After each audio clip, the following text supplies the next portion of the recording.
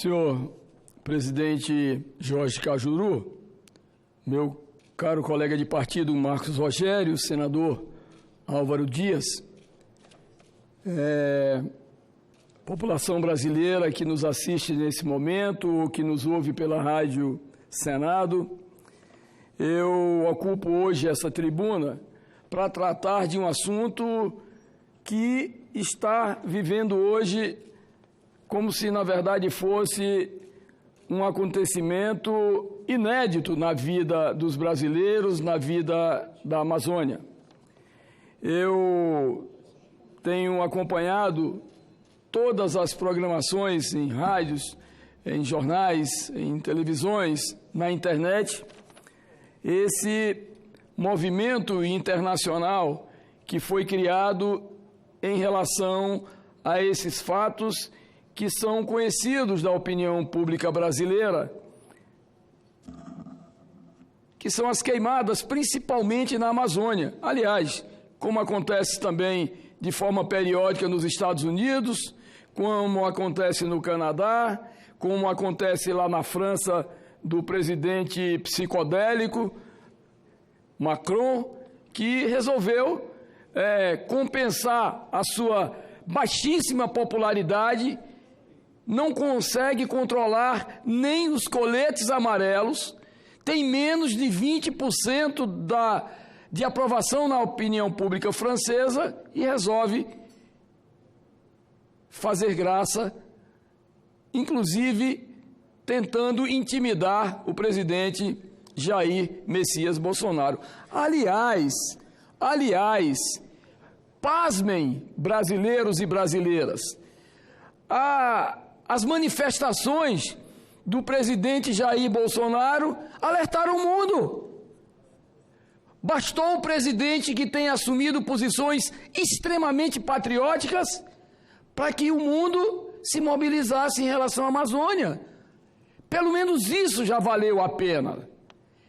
Pelo menos isto, essa postura de um governante que defende o seu país, que não admite a intervenção de países estrangeiros, a não ser para ajudar, que provocou todo esse frisson lá no G7. Aliás, o seu Macron, ele levou, foi uma repreenda dos demais países que fazem parte daquele bloco, quando, na verdade, quis insinuar que a Amazônia é um patrimônio comum. É sim, todos nós, seres humanos, temos como patrimônio comum, mas simplesmente pela grandeza, pelo que representa para toda a humanidade, mas é um patrimônio dos brasileiros. E aí, realmente, de uma forma talvez até cautelosa, já no momento em que foi chamado a atenção, ele recuou e já fala, na verdade, naquilo que é próprio de qualquer país, que é a sua soberania, manter a soberania nacional. Seu Macron, na verdade, foi criticado de norte a sul, de leste a oeste, inclusive pela comunidade internacional. E eu, senhor presidente, acompanhando as entrevistas, os comentários, me deparei na Jovem Pan com um jovem brilhante comentarista político, Caio Coppola, no programa Jovem Pan Morning Show, com equilíbrio, coerência e profissionalismo. Indagado por Zé Maria Trindade sobre qual a postura que o governo brasileiro deve adotar em relação à polêmica recente sobre as queimadas na Amazônia, porque se fala inclusive em boicote e retaliação com relação aos produtos brasileiros, ele assim se expressou. Mas antes disso eu gostaria de dizer, sabe quantas vezes a comunidade internacional vai prescindir, não vai prescindir dos produtos brasileiros? Nunca, porque nós somos o maior produtor de soja do planeta. Nós temos o maior rebanho de carne bovina do planeta. Nós estamos nos projetando como o maior produtor de carne suína do planeta. Nós somos um dos maiores produtores de carne de aves do planeta. E por aí vai. Tem incomodado muito a comunidade internacional. E aí, é interessante, eu aqui gostaria, sem ter falado com o jovem brilhante Caio Coppola, pedi autorização dele para reproduzir. Eu faria outro pronunciamento, mas achei de uma coerência enorme, cívica, patriótica, profissional e, acima de tudo, de uma responsabilidade inominável. Dizia ele, respondendo ao Zé Maria Trindade: é exatamente isso. É muito importante sair do micro e focar no macro. Então peço inclusive licença para um comentário mais longo, dizia ele, que é o seguinte: vamos falar de pós-verdade. Pós-verdade é aquele conceito da comunicação contemporânea que exprime a ideia de que, na transmissão de uma mensagem, a realidade dos fatos importa menos do que o seu apelo emocional. Portanto, segundo a pós-verdade, a opinião pública vai se moldar mais pela emoção do que pela razão, onde sentimentos e sensações importam mais do que números e dados. Portanto, nós estamos diante de um terreno fértil para a construção de narrativas falaciosas, especialmente por repetição e especialmente usando como instrumento de disseminação, de reverberação social, o comportamento da manada e a sua tendência natural à histeria e ao pânico, que foi exatamente o que aconteceu no último final de semana no Brasil e na opinião pública mundial.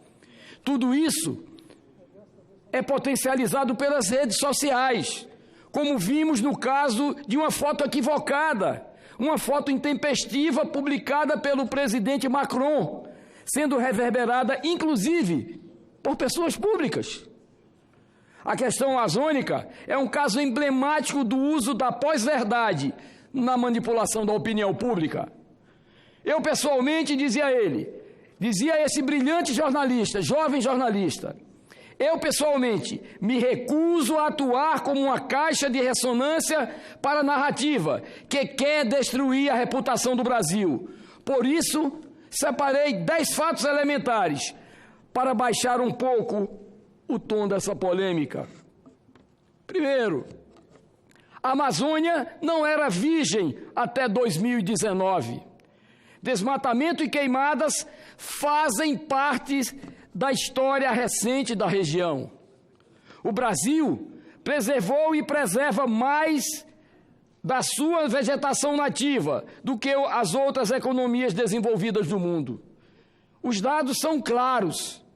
Aqui nós temos 2/3 da vegetação nativa preservada, 66%. A União Europeia, só 25%.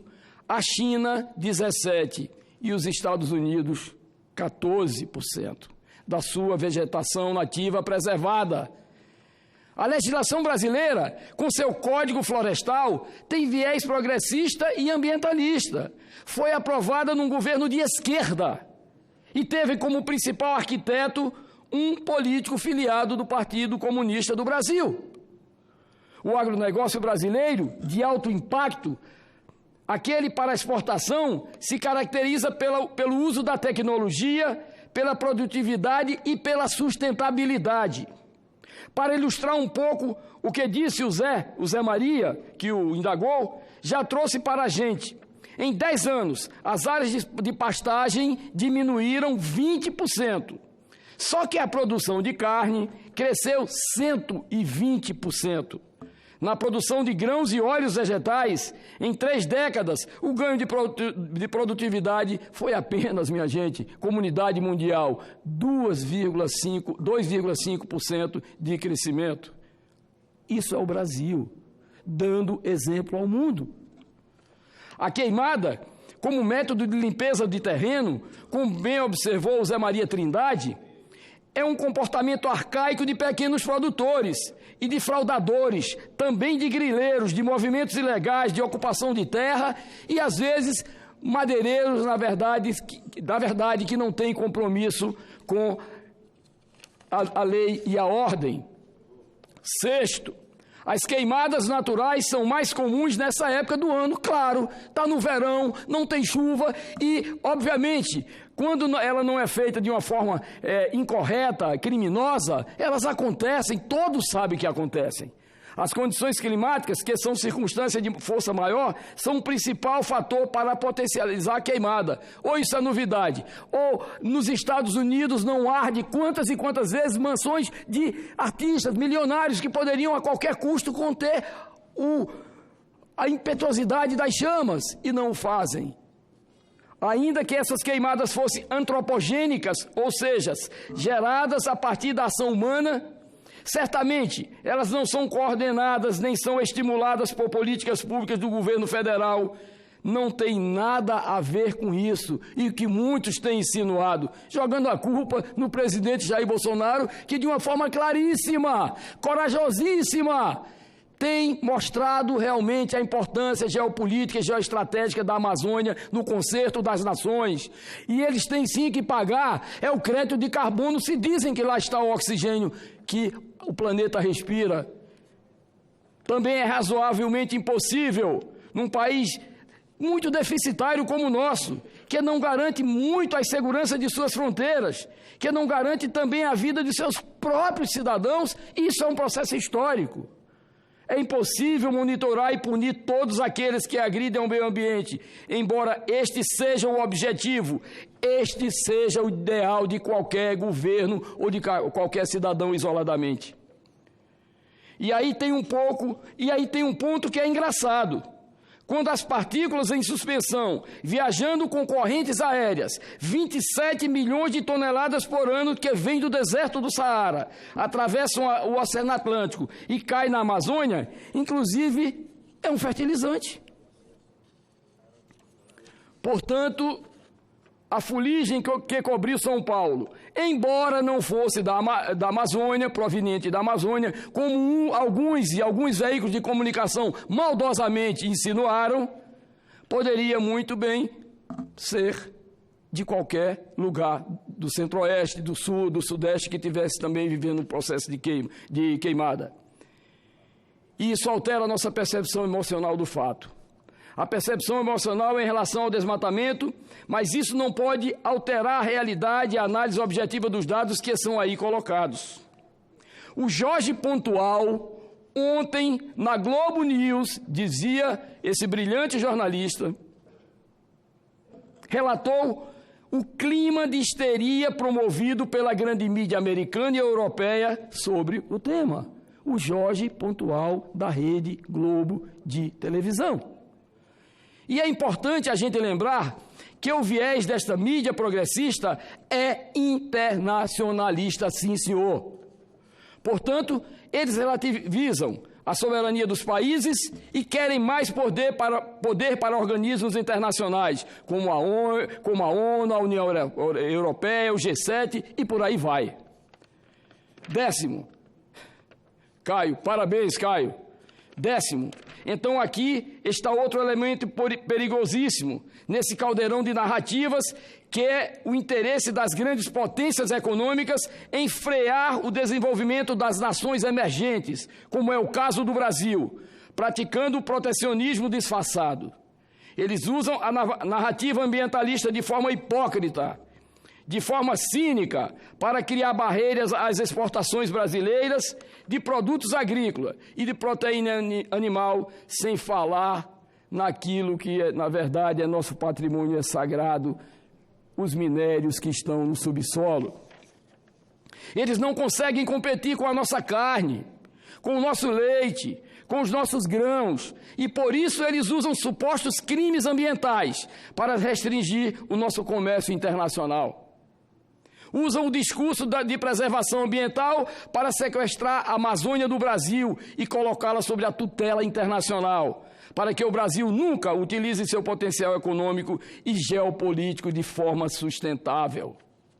Então, é como já preconizou o Enéas Carneiro, que foi meu colega deputado federal na década de 90.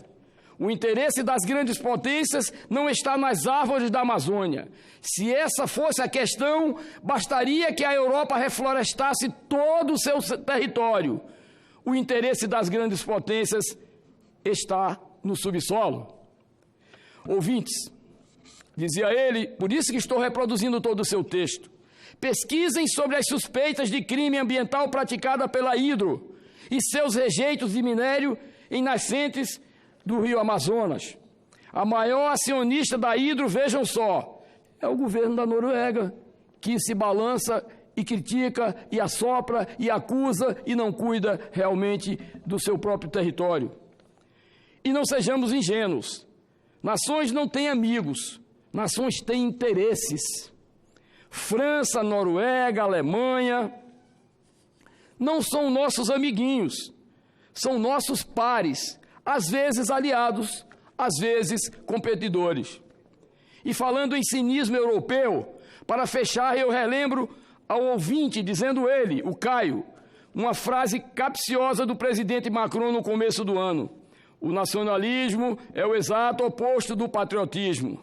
E essa confusão conceitual é proposital. Ele quer que você se sinta patriota, abrindo mão da soberania do seu país, abrindo mão das suas riquezas naturais, da sua autonomia econômica. Portanto, a situação que a gente tem é clara. Você tem a mídia internacionalista aliada às grandes potências, construindo toda uma narrativa contra o Brasil, ao ponto do presidente francês incorrer em fake news, apresentando fotos que é da década do puxa-faca. E caberia a quem? Ao jornalismo brasileiro não se prostrar de joelho para os gringos, não se comportar como um bando de entreguistas. Mas o ódio ao presidente é tão grande que a mídia nacional, para enfraquecer o governo, contribui para o estabelecimento dessa narrativa, denunciando um falso terrorismo ambiental, nobres senadores. Ou seja, para a gente atingir um governo de 4 anos, nós estamos correndo o risco de perder um patrimônio natural, que é o nosso há 500 anos. Isso é má fé, isso é burrice, informava esse brilhante jornalista. E eu ia mais longe, senhor presidente. Vimos ontem nas redes sociais, na televisão e inclusive no programa Fantástico, no Rio de Janeiro, em Copacabana, artistas, intelectuais, políticos, entre outros participantes, gritarem como loucos ensandecidos: a Amazônia fica, Bolsonaro sai. Isso é coisa de quem perde a eleição. Isso é coisa de quem deixou no passado uma situação de crítica ao nosso país, uma situação de humilhação ao nosso país com a maldita Lava Jato. E por que aconteceu a Lava Jato? Não foi por culpa do presidente Bolsonaro, não foi por culpa dos políticos que têm seriedade, não foi por culpa do povo brasileiro, foi exatamente dos governos que são conhecidos, que implantaram no país a maior corrupção da história da República. E hoje vem se refletindo, inclusive com agressões dessa ordem. Imaginem um governo legitimamente eleito pela vontade soberana do povo brasileiro, como foram o deles também. E aí reverberam de forma louca e ensandecida: a Amazônia fica, Bolsonaro sai. Isso não é democracia, isso não é civilismo, isso não é humildade. A humildade, minha gente, ela faz parte exatamente daquele sentimento mais puro e sagrado do ser humano. Nós reconhecermos os nossos erros, os nossos defeitos, as nossas vitórias, as nossas conquistas. E hoje, infelizmente, essa oposição ensandecida, junto com, inclusive, artistas de renome internacional, admirados. Inclusive, eu fiquei decepcionado com o encerramento do Fantástico ontem, com aquela música que o Caetano Veloso a transformou em uma compensação, talvez até, do seu desconhecimento, para tentar diminuir o Brasil, dizendo que o Brasil, mostrando a bandeira do Brasil de cabeça para baixo. Nós estamos cada vez mais erguidos, minha gente. O mundo tem a verdadeira cobiça pela Amazônia e pelo Brasil. E esse governo, com coragem, com determinação, não vai se curvar a essas pressões internacionais. E pior do que isso, porque faz parte do jogo amar os brasileiros, vergonhosos brasileiros, que na verdade a sociedade tem que abominar. O Brasil precisa produzir, o governo precisa preservar, mas de uma forma unida, coesa, para que nós continuemos, nobre senador, sendo o maior produtor de grãos do planeta. E olha,